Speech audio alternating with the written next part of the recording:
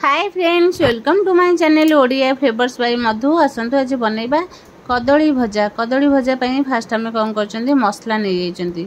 मसला नै जाइचंदी रसुण, धनिया, जीरा, सोरिष, सुखिला लंका में मसला पई नै जाइचंदी। आलू कदली हम नै जाइचंदी। एबे कौन करबा हम फास्ट पानी नै जिबा। पानी 2 ग्लास नै जिबा। तादर हळदी 1 स्पून पके देबा। हळदी 1 स्पून पके सेला परे कदली की एमते में काटी के पानी रे पकेइबा। कदली के पानी रे पकेले कौन हम हम हाथ कषाड़िया न होकर हाथ भी कला पड़ना से हलदी पानी रे कदली की पकाती। एबे कौन कले एमती कदली को आम फाड़ करदे। फाड़ कर सारापर एबे कौन करबा आम कदली को काटी नबा। एमती आम भल भाव चोपा छड़े की कदली की काटवा। देखो ये टे मोटालिया साइज रे आम कदली काटवा। कदली तो आम भजा खाई केमती आम भजा खाइले बहुत टेस्टी लगे से उपाय रे कदली भजा आसंतु देखिबा। एबे कौन करछंदी हम कदली को भल भाव चोपा छड़े देले। चोपा छड़े के हम कदली को टिके मोटा मोटा साइज रो काटी नेले। बिल्कुल भी हमको हमें पतला करी काटिबानी, मोटा एमती करके काटी नेले कौन हबा हम जेतो कदलीटा सिजिबो से बिल्कुल भांगिबो नहीं। एबे कौन करछथि आलू कदली के हमें काटी नै गले।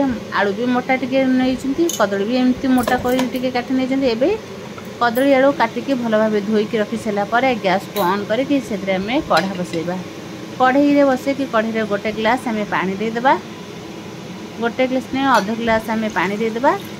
पानी दे सारा पर पानी आमर टिके गरम होगा पर एबे कौन करबा काटिकी रखिथिबा आलू कदली की आम पकेबा। आलू कदली की पके सारा पर एबे कौन करबा एमती पकेदेले। पके सारा पर स्वाद अनुसार लूण पकेदेबा। स्वाद अनुसार लूण पकई सारा पर एबे पकेदेबा स्वाद। एबे 1 स्पून आम पकेदेबा हल्दी। हल्दी पाउडर पकई सारा पर एबे कौन करबा आलू कदली की भल भाव गोली नबा। देखो आम अध ग्लास पानी नहीं, बिल्कुल भी जमी हम पानी न रहा से भाव आम से पानी ही नहीं।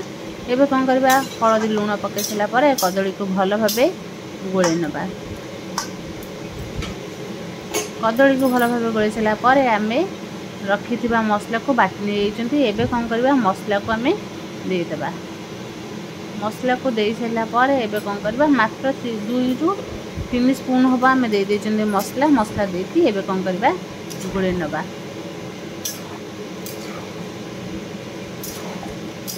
सोरिष मसला दे सारा पर कदली को भल भाव गोले देबा। गोले दे सारा पर एबे कौन करबा ताको समान करके एबे कौन करबा घोड़े देबा।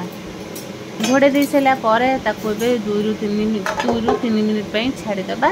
सिजिबा पई 2 ରୁ 3 मिनिट पर पुणी आम काढ़ी के देखिबा। आम देखंतु कदली बढ़िया से पूरा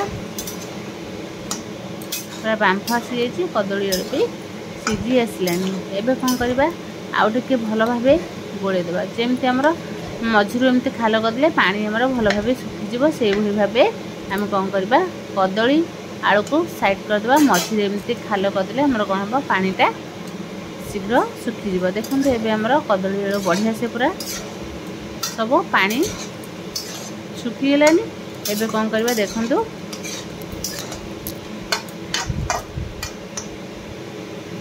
आलू भी हमर बढ़िया से सिझी आसलानी। एबे कौन करबा आउ टिके ताको भल भाव गोली देबा। जेमती हमर भल भाव सुखला हो मसला भी पूरा कदली आलू सहित पूरा मिसीजिवो। देखंतु केते बढ़िया से हमर आलू कदली सहित मसला पूरा लगी जाइए। एबे कौन करबा से आलू कदली की गोटे जगह काढ़ी देकी कढ़ई को भल भाव धोईकी एबे कौन करबा तादरे आम सोरष तेल 1 ରୁ 2 स्पून देदेबा। सोरष तेल दे सारा पर एबे तादरे आम सुखिला लंका 2 ରୁ 3टा देदेबा।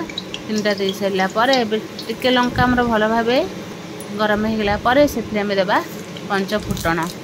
पंच फुटण दे सारा पर एबे देदेबा जीरा। जीरा में 1 स्पून पाखापाखि दे देछंती। एबे कौन करबा जीरा फुटण भल भाव फुटीगला पर से मिसेबा पियाज। काटिकी रखिथिबा पियाज को पके सारा पर एबे कौन करबा पियाज को टिके भाजी नबा।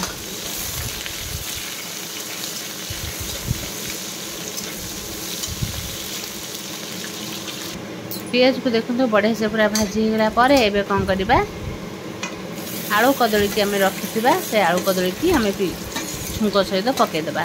पकई दे सारा पर एबे कदली आलू को भल भाव भाजी नवा।